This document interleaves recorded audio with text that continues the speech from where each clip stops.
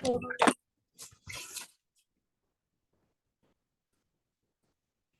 lipstick. Nih, lihat warnanya apa. Oh, ini di belakang aku doang. Tuh, ini tuh warnanya merah, bukan hitam.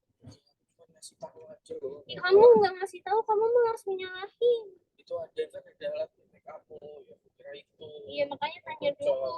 Tadi di belakang ada hitam-hitam itu apaan ya? Kamu kan langsung nyalahin barusan, kamu kebiasaan kayak gitu. Kamu aku doang di belakang. Dari siapa? Pasta Mami. Oleh-olehnya Kiki bisa jadi. Oke. Bocor ya pikir.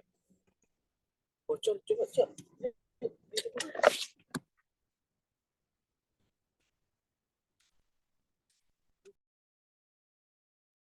Pasta Mami suaranya bocor tuh.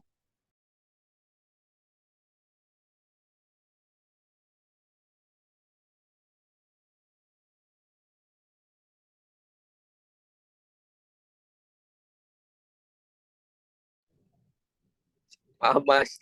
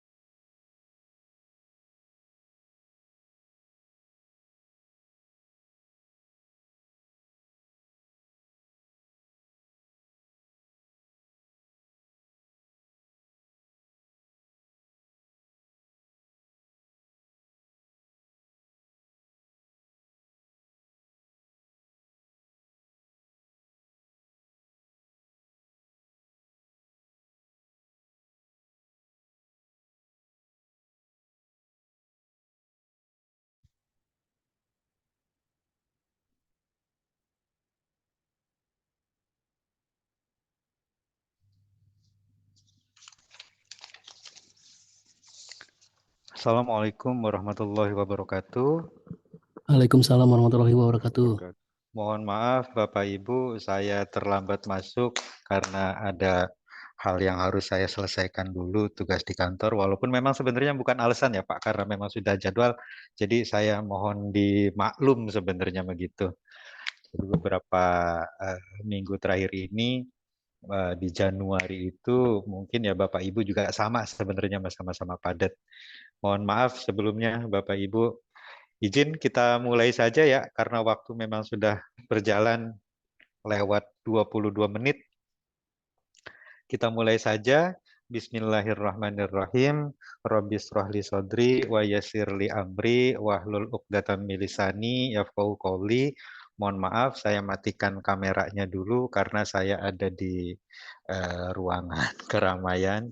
Ada rekan-rekan juga, takutnya malah nggak nyaman. Membahas pada pertemuan kemarin, kita membahas tentang sumber-sumber hukum Islam itu sendiri. Sumber hukum Islam itu saya ulangi, yang pertama itu adalah Al-Quran, seperti yang kita tahu bersama. Jadi definisi tentang Al-Quran itu, Al-Quran adalah kitabullah. Al-Quran adalah kalamullah. Al-Mu'jiz yang menjadi mukjizat, sehingga pertanyaannya adalah apa ada kalamullah yang tidak menjadi mukjizat? Ada. Yang kita sebut atau kita pernah dengar itu adalah hadis qudsi. Hadis qudsi ya sama kalamullah, tapi tidak menjadi bagian dari al-mu'jiz. Lalu sisi mukjizat dari Al-Quran itu apa sih gitu tuh? Jadi dari zaman dulu, dari zaman mulai zaman Nabi Muhammad, bahkan sampai sekarang yang sama-sama kita pernah dengar, Gusti Allah terang-terangan langsung menantang bagi siapapun yang mampu membuat hal serupa, menyerupai, membuat kalamullah, menantang semua makhluk ya, bukan umat ya di situ, menantang semua makhluk, siapa yang dapat membuat serupa dengan Al-Quran. Nah, itu adalah salah satu dari mukjizat Al-Quran, bahwa Al-Quran itu Gusti Allah sudah memastikan, bukan meyakini lagi, Gusti Allah sudah memastikan bahwa tidak akan pernah sanggup seluruh umat manusia, baik dari bangsa manusia maupun bangsa jin dan yang lainnya, membuat hal serupa seperti Al-Quran. Selanjutnya, kalau kalamullah seperti hadis qudsi itu mungkin nggak sih dipalsukan? Ya jawabannya ya sangat mungkin ya, kalau hadis qudsi sangat mungkin. Kenapa? Ya karena Gusti Allah Subhanahu wa taala sudah berjanji yang dijaga adalah Al-Quran. Sehingga orang memalsukan Al-Quran itu tidak bisa, sedangkan yang memalsukan hadis qudsi adalah mungkin terjadi. Selanjutnya adalah Al-Quran itu secara definisi disebutkan al-muta'abbad. Artinya yang membacanya adalah mendapatkan ibadah. Yang mendengarkannya mendapatkan ibadah. Tentu ini tidak bisa dibandingkan atau disamakan dengan kita membaca hadis ataupun kita membaca yang lainnya. Hanya Al-Quran yang akan dicatat sebagai ibadah. Padahal hadis kan sunnah Nabi. Ya betul, hadis itu adalah perkataan atau perbuatan Nabi, tapi membacanya tidak dicatat atau tidak mendapat pahala seperti halnya Al-Quran. Makanya di hadis itu tidak berlaku seperti pembacaan harus seperti Al-Quran. Seperti harus ada idhar, ikhfa, iqlab, dan yang lain sebagainya. Jadi tidak harus seperti itu. Dan yang Selanjutnya definisinya adalah bisuratil Fatihah al-makhtum bisuratin nas. Jadi diawali dengan surat Al-Fatihah, diakhiri dengan surat Qul a'udzu birabbin nas, malikin nas, ila ayah. Selanjutnya yaitu tentang sunnah Nabi. Di sini kita sebutkan tentang kodifikasi Quran, berkenaan dengan Quran dan sebagainya, termasuk Makkiyah dan Madaniyah segala macam. Mungkin Bapak Ibu bisa baca lah ya. Saya yakin Bapak Ibu juga bukan cuma bisa baca, tapi sudah tahu apa itu Makkiyah, apa itu Madaniyah, apa itu surat Makkiyah, apa itu surat Madaniyah. Kalau Makkiyah itu diturunkan di Mekah, atau definisinya itu diturunkan sebelum hijrah. Sedangkan kalau Madaniyah itu diturunkan di kota Madinah, atau definisinya itu diturunkan setelah hijrah. Ini berbeda ya. Jadi surat Makkiyah dan surat Madaniyah secara definisi itu sebenarnya bukan berarti surat yang diturunkan di kota Madinah dan bukan diturunkan di kota Mekah. Perbedaan Madinah dan Makkiyah itu terdapat pada waktu ya, bukan pada tempatnya. Jadi definisinya itu bukan diturunkan di Mekah atau diturunkan di Madinah, tapi diturunkan sebelum hijrah dan diturunkan setelah hijrah. Bingung apa ngeh nih? Ya contohnya kayak surat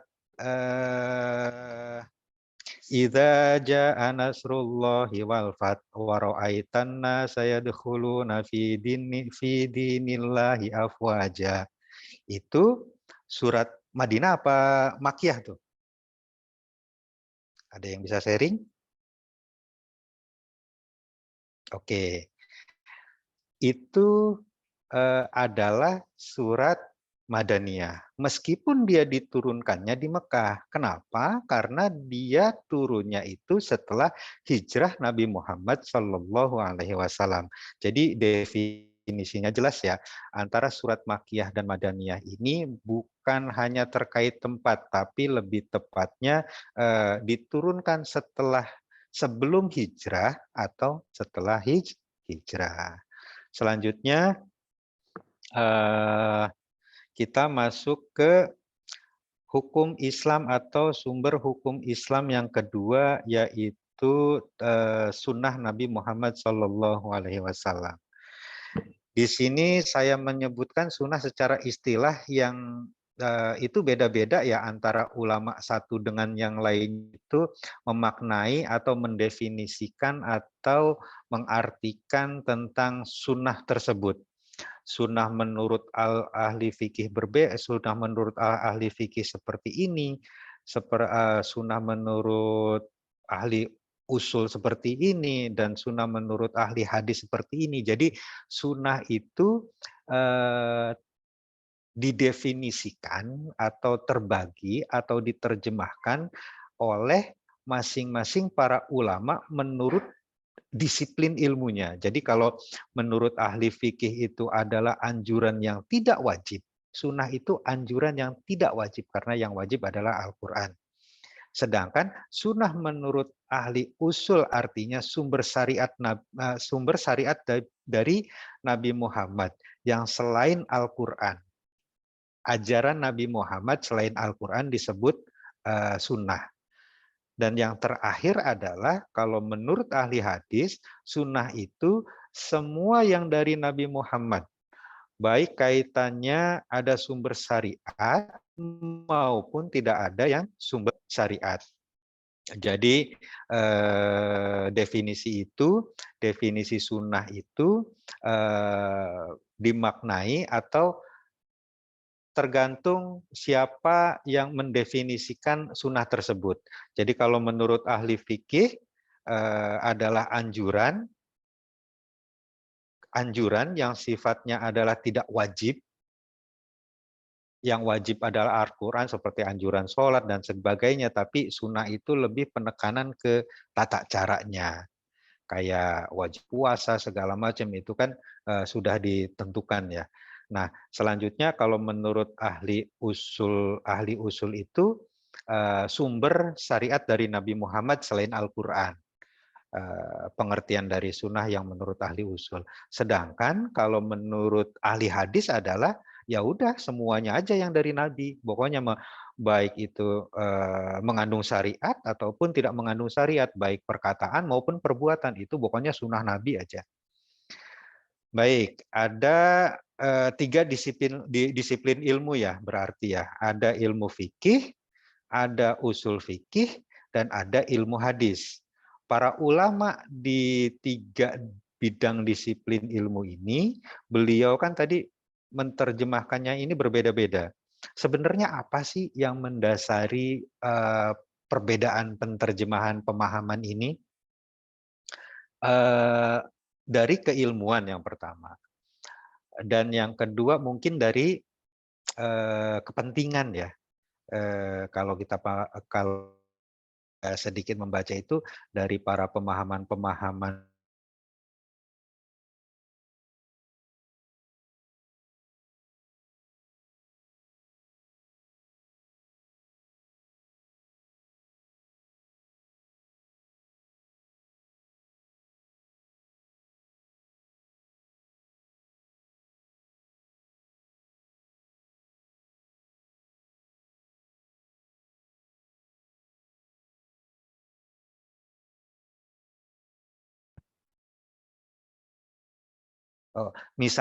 misalnya apa nih?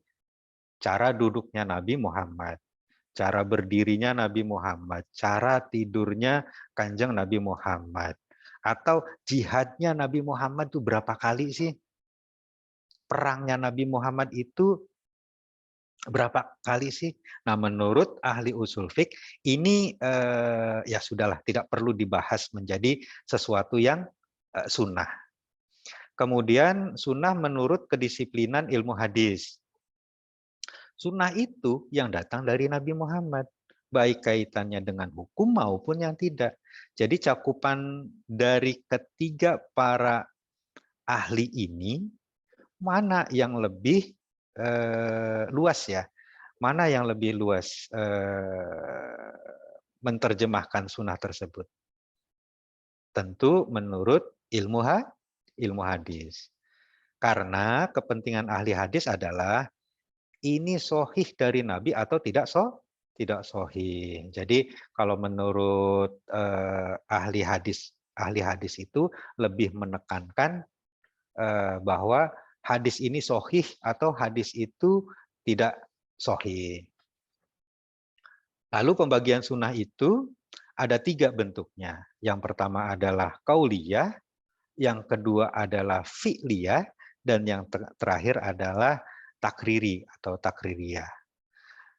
Kemudian dilihat bagaimana cara hadis itu sampai ke kita. Bagaimana sih cara agar tahu bahwa suatu hadis itu sahih dan sampai ke kita itu seperti apa sih? Jadi caranya adalah ada sunnah mutawatir dan ada sunnah ahad. Hadis mutawatir dan hadis ahad. Apa itu hadis ahad itu doif? Doif nggak hadis ahad itu? Hadis ahad itu seperti ini ya.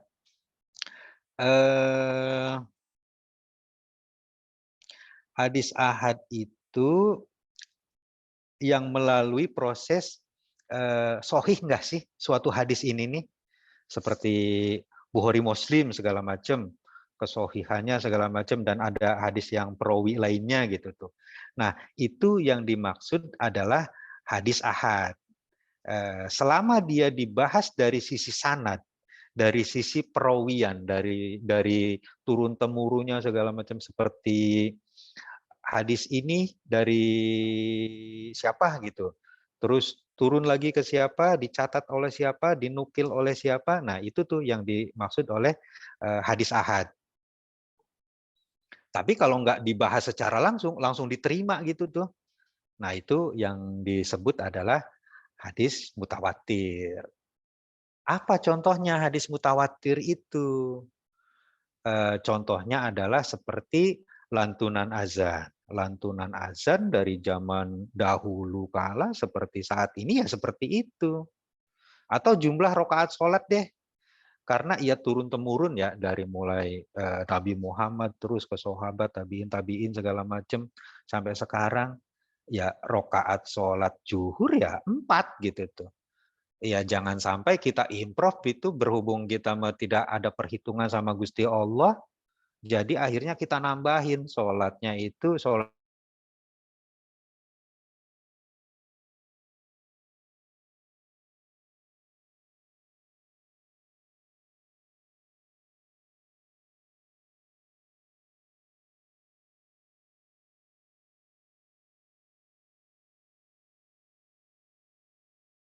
tambahkan sesuatu yang memang tidak seharusnya dari Nabi Muhammad. Itu yang disebut hadis mutawatir. Jadi umat itu sudah tidak ada keraguan terkait itu. Ya kalau kita cari sholat maghrib 3, sholat subuh 2, di mana kita jumpai? Nggak ada. Lalu pertanyaan, kok praktek kamu kok seperti ini? Ya namanya mengajar dari generasi ke generasi setelahnya gitu Bu. Kalaupun tidak ada teks hadis, orang sudah percaya dari peninggalan aktivitas orang di masa silam yang muaranya tentu ke Nabi Muhammad SAW. Sehingga bagi yang seperti ini tuh hadis mutawatir ini tuh ya udah sudah tidak ada tawar menawar karena kan tidak ada apa ya ya seperti Rawahu Bukhari Muslim gitu tuh menjelaskan tentang wajibnya mencari ilmu gitu kan masih banyak perdebatan seperti perdebatan tidurnya orang berpuasa di bulan Ramadan dapat pahala seperti itu kan masih banyak perdebatan. Nah, kita ya menghindari perdebatan itu karena sebenarnya perdebatan-perdebatan orang-orang yang saat ini itu sebenarnya sudah selesai. Bukan selesai ya, sudah dilakukan di zaman dahulu itu sudah dilakukan perdebatan-perdebatan yang saat ini terjadi itu zaman dulu tuh seperti bumi bulat kemarin ramai itu sudah selesai, sudah pernah didiskusikan lah, dikaji lah. Orang zaman dulu tuh sudah mengkaji itu. Selanjutnya ada ungkapan kayak gini nih. Jika kita menemui hadis sahih, jangan langsung diamalkan, tetapi lihat dulu di Al-Quran. Jika sejalan dengan Al-Quran, maka jalankan. Jika tidak sejalan dengan Al-Quran, jangan diamalkan. Menurut Bapak Ibu, betul atau salah nih ungkapan seperti itu? Ada ungkapan yang menyatakan bahwa jika Anda menemui hadis sahih, jangan langsung diamalkan, tapi lihat dulu referensinya di Al-Quran. Jika sesuai atau sejalan dengan Al-Quran, maka amalkan. Tapi jika tidak sejalan dengan Al-Quran, jangan diamalkan. Betul atau salah? Ungkapan seperti itu. Ada yang mau berpendapat? Kontradiktif ya Pak? Monggo. Kontradiktif. Ya Yang seharusnya lain? sih kalau hadisnya sahih itu sudah pasti sejalan sih seharusnya. Jadi secara logika bertolak belakang sepertinya ya. Pendapat saya sih itu Pak. Iya. Ada yang lain?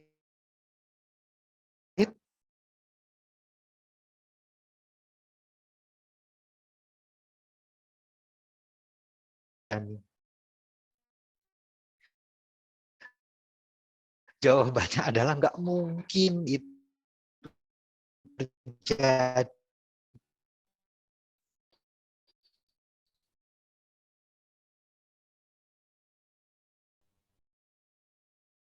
Hanya itu nggak mungkin terjadi.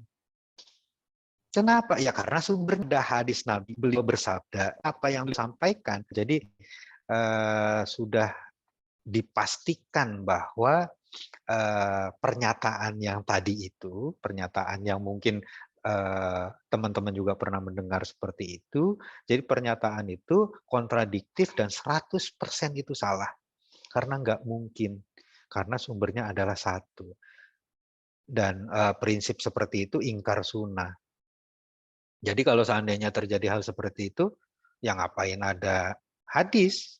Ya cukup Al-Quran saja sebagai sumber agama kita. Sedangkan kan sumber utama ya, sumber utama kita itu, sumber utamanya adalah Al-Quran dan Al-Hadis. Seperti terdapat pada surat An-Nisa, mayyuti'ir rasula faqad atau Allah wa man tawalla fama arsalnaka 'alaihim hafidho. Jadi barang siapa yang mentaati Rasul, hakikatnya adalah mentaati Gusti Allah Subhanahu wa taala.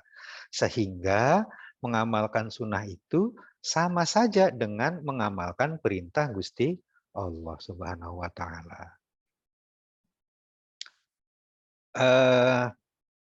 Selain sumber utama tadi disampaikan, sumber utama adalah Al-Quran dan As-Sunnah.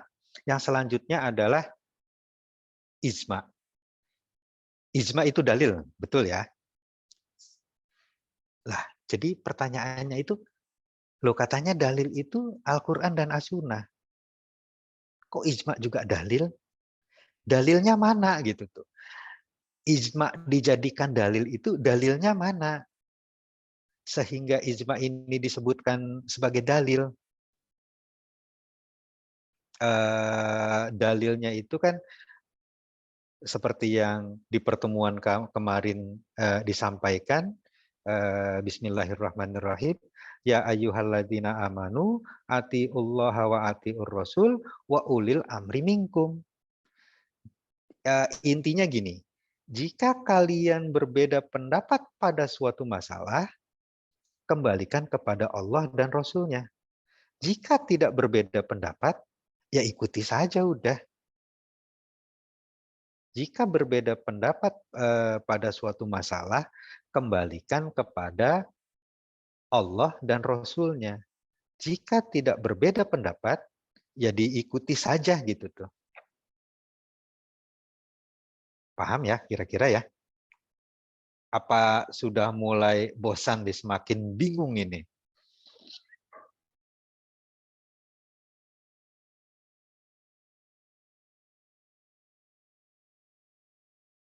Enggak ya, insya Allah ya, enggak bingung ya. Tidak, Pak. Iya, saya Enggak. percaya kalau sama Pak Dhani mantap dah. Pengalamannya luas nih.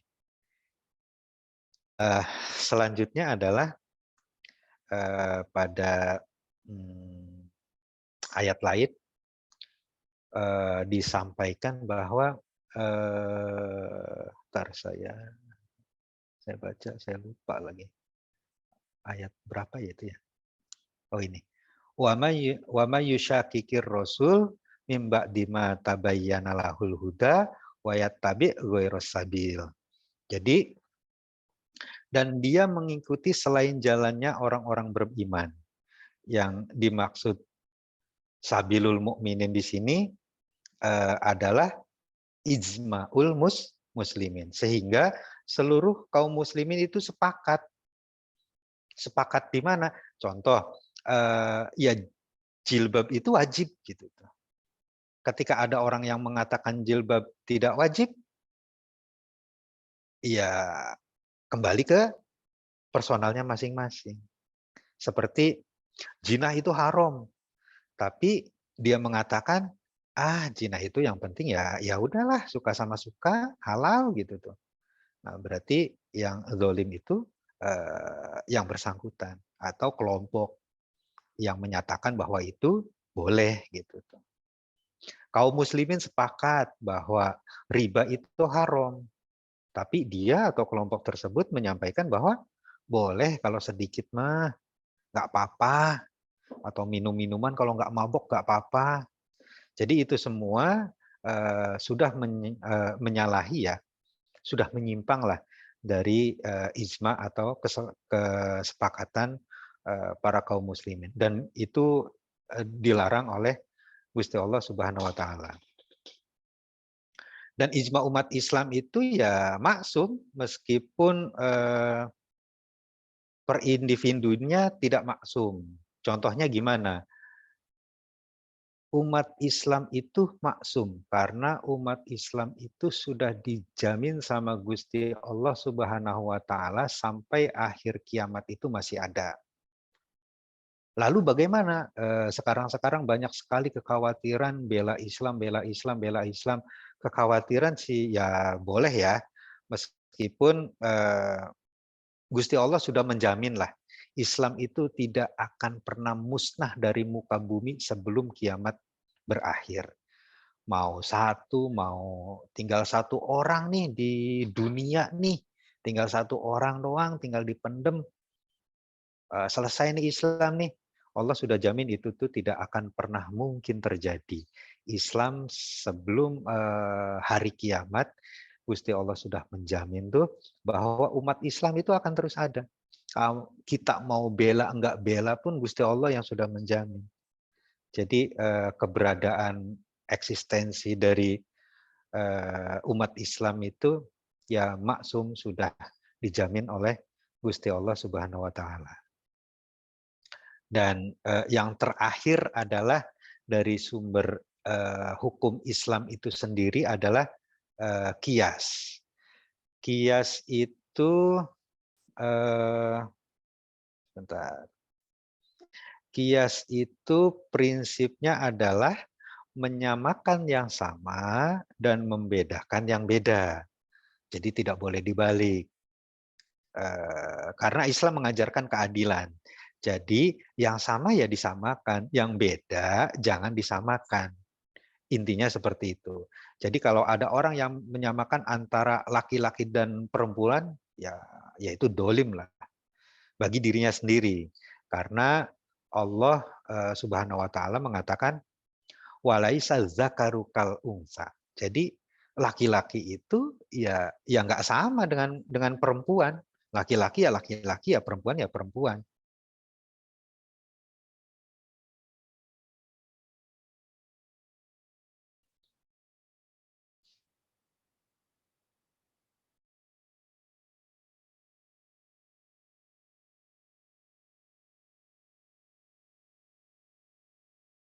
Ada pertanyaan dari Pak Dedi Khairun Nas.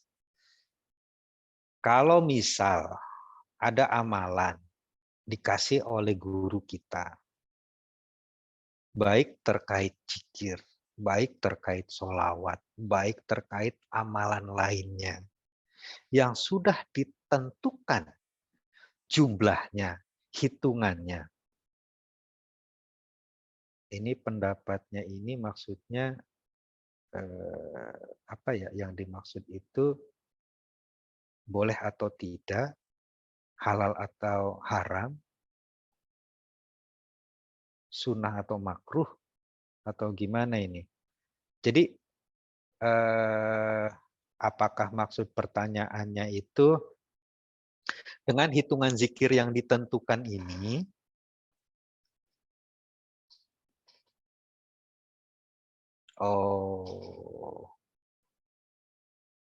misal ada amalan contoh zikir dengan hitungan 1000 kali, ada yang 5000 kali zikirnya sama tapi beda jumlah hitungan. Kalau misal dari Al-Qur'an itu 1000 kali, sedangkan 5000 kali itu dikasih oleh guru ngaji. Bagaimana menurut pendapatnya? Sebenarnya kalau di Al-Qur'an ya tidak ada sih jumlah-jumlah hitungan seperti itu. Kita harus zikir seperti itu. Jadi pertanyaannya sepertinya kurang tepat ya. Tapi kalau maksud pertanyaannya adalah boleh tidak sih jumlah zikir atau jumlah sholawat itu kita sebutkan, kita tentukan jumlahnya sampai sekian kali.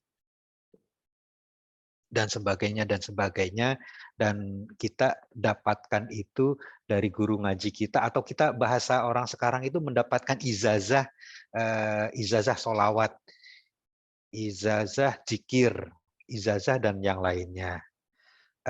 Ketentuan itu dari sunnah yang pernah literatur yang pernah saya baca, kalau dari Nabi Muhammad sendiri saya pastikan itu tidak ada. Akan tetapi balik lagi ke yang tadi, para alimul ulama sudah melakukan, kalau bahasa orang sekarang itu penelitian, kajian, atau apa ya bahasanya ya, pendekatan secara keilmuan lah, baik itu bentuknya secara meditasi atau yang lainnya. Jadi bisa jadi sebenarnya guru ngaji kita itu mengukur sesuatu dengan kemampuan kita itu, bahwa ketika kita diberikan suatu amalan dengan membacakan sesuatu yang sifatnya adalah kita itu gimana ya menyampaikannya ya. Jadi kita itu kadang ketika menuntut ilmu ada yang bebel, ada yang cepat nyangkut, ada yang datar gitu tuh.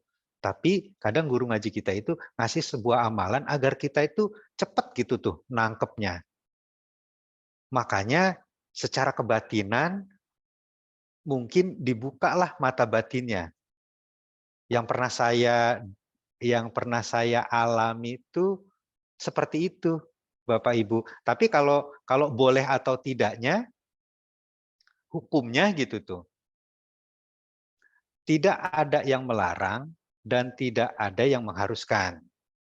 Jadi ketika hukum ini tidak ada yang melarang dan tidak ada yang mengharuskan, seperti kalau kita kiaskan ya, nanti di kias ini kita akan belajar mengkiaskan. Seperti dulu ketika Al-Quran atau dulu sholat tarawih, yang paling populer nih, sholat tarawih tidak dilakukan secara full dengan cara berjamaah oleh Nabi Muhammad, tapi dilakukan full secara jamaah oleh para sahabat. Ketika Nabi tidak melarang hal tersebut, Nabi juga tidak melakukan, maka secara kias penyamaan hukum adalah boleh. Sama seperti yang ini. Jadi hitungan jumlah zikir itu secara hadis tidak ada ketentuan berapapun jumlahnya.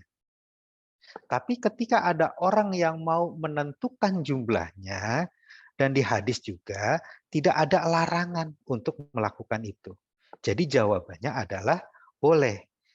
Terkait hal-hal masalah kebatinan di dalamnya, itu mungkin bisa jadi guru dan murid tersebut yang saling memahami maksud dan tujuan dari amalan yang diberikan.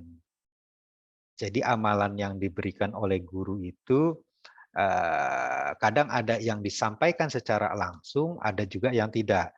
Guru itu biasanya, ya sudah kamu amalkan sholawat nariyah sekian. Kamu amalkan zikir, kamu baca surat Yasin setelah sholat tahajud 77 kali, atau baca apa gitu. Nah, secara hukum, secara sunnah itu tidak ada larangan terkait itu. Sama halnya seperti perdebatan malam Jumat itu kita harus baca surat Al-Kahfi atau Yasin sih seperti itu. Jadi larangan terkait itu, ketika larangannya tidak ada, sama gitu tuh, maka diperbolehkan. Ketika larangannya tegas disampaikan, baru itu yang tidak boleh dilakukan. Nah, fungsi kias itu ya seperti ini. Ini adalah kias. Kias itu menyamakan yang sama dan membedakan yang memang berbeda. Jadi seperti tadi, jika ada orang yang menyamakan laki-laki dan perempuan, berarti ya dia dolim. Contoh nih, contoh.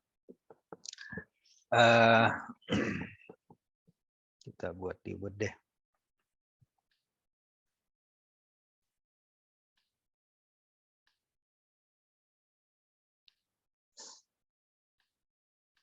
Bentar.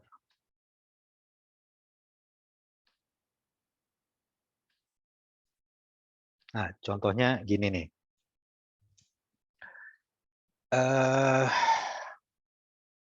Kasus awal, kasus baru atau cabang, kias itu seperti ini kurang lebih. Yang selanjutnya adalah hukum untuk kasus awal. Yang terakhir adalah ilah atau ilat untuk kedua kasus. Homer itu haram nggak? Sepakat ya? Homer adalah haram. Baik sedikit maupun banyak itu haram hukumnya. Kenapa? Karena memabukkan. Selanjutnya, sabu-sabu itu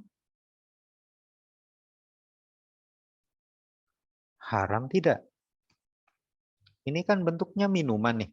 Homer yang memabukkan, kata Pak Haji Roma Irama. Nah, kasus awalnya ini apa? Kasus awalnya adalah sabu-sabu. Kasus awalnya adalah Homer. Kasus cabangnya itu adalah sabu-sabu.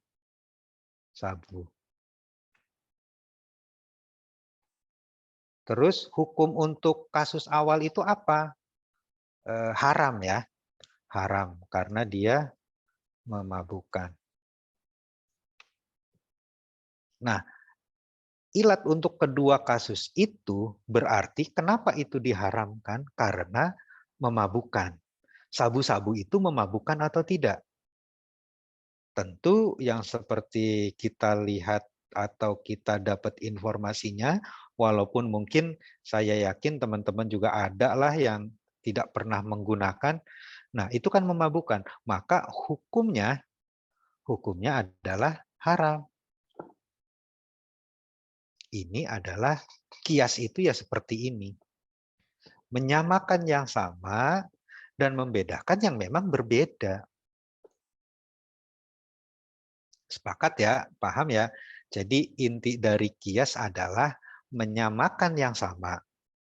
Homer sama sabu ini dua jenis yang sama. Selanjutnya kasusnya adalah hukum untuk kasus ini adalah haram. Jadi ilatnya adalah untuk sabu-sabu adalah haram.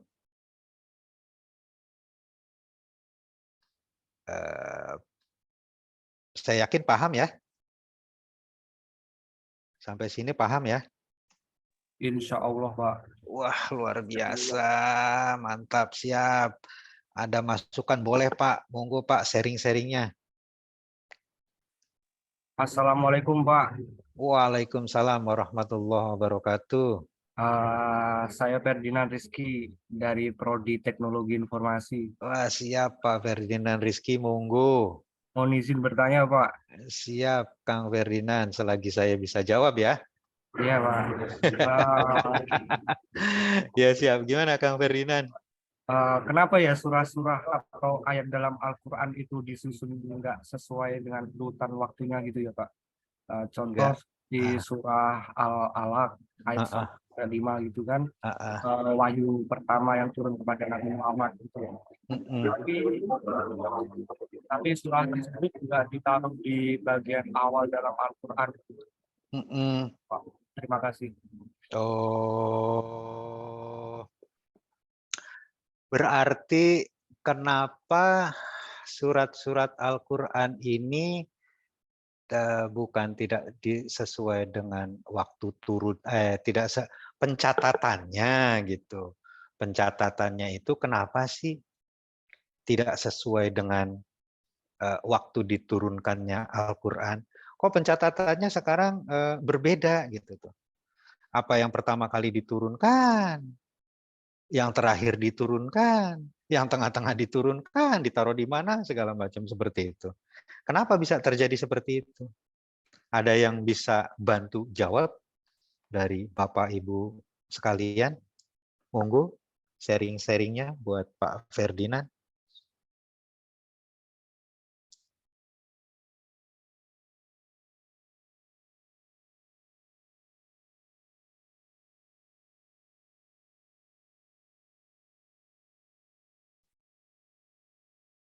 Ada Bapak Ibu?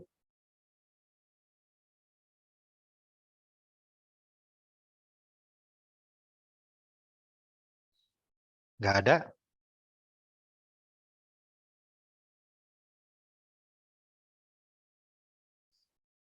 Nggak ada ya? Kalau tidak ada, jadi yang pertama adalah Al-Quran itu memang diturunkan sesuai kejadian atau ketika Nabi Muhammad bertemu sesuatu permasalahan atau mendapatkan suatu kasus lah, kurang lebih seperti itu. Diturunkannya seperti itu karena memang agar mudah dihafal. Yang kedua, selanjutnya ketika ini tuh diturunkan sesuai dengan kejadian-kejadian yang dialami oleh Nabi Muhammad dan umatnya, tentu ini kan akhirnya yang seharusnya turun pertama dan ditulis pertama versi kita gitu tuh. Loh, itu kan harusnya yang pertama ya ditulis pertama. Tapi kenapa pada saat penulisan mushaf Al-Qur'an ini justru penempatannya itu, urutannya itu tidak sesuai diturunkannya Al-Qur'an. Nah, ini juga sebenarnya bukan bisa-bisanya sahabat atau bukan bisa-bisanya Nabi Muhammad. Jadi urutannya itu juga sudah ditentukan oleh Gusti Allah sendiri, Bapak Ibu sekalian. Urutannya itu bukan ngarang-ngarang gitu tuh. Kalau yang kita pernah dengar bersama kan ada yang ditulis di kulit unta. Kalau ada yang ditulis di pelepah kurma dan yang lain sebagainya gitu tuh. Jadi penulisan Al-Qur'an itu tentu atas dasar petunjuk dari Gusti Allah Subhanahu wa taala. Kurang lebih seperti itu, Bapak Ibu.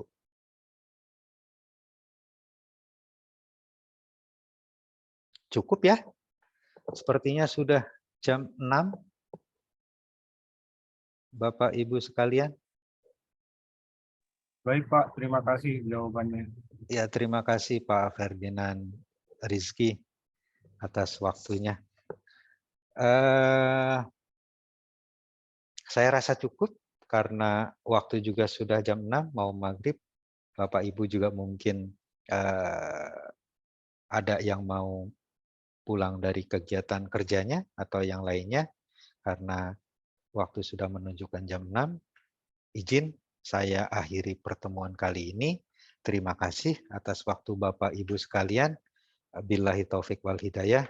Wassalamualaikum warahmatullahi wabarakatuh. Izin saya ini dulu ya, screenshot dulu ya. Terima kasih ya. Waalaikumsalam Bapak Ibu. warahmatullahi wabarakatuh. Terima kasih banyak, Pak. Sami-sami Pak Dani. Terima kasih. Waalaikumsalam warahmatullahi wabarakatuh. Terima kasih, Pak. Terima kasih Bapak semuanya. Saya screen, oke. Oke, boleh. Ya, izin Mangga live, yang Pak. iya, monggo Pak Dani. Hatur nuhun. Sami-sami, Kang.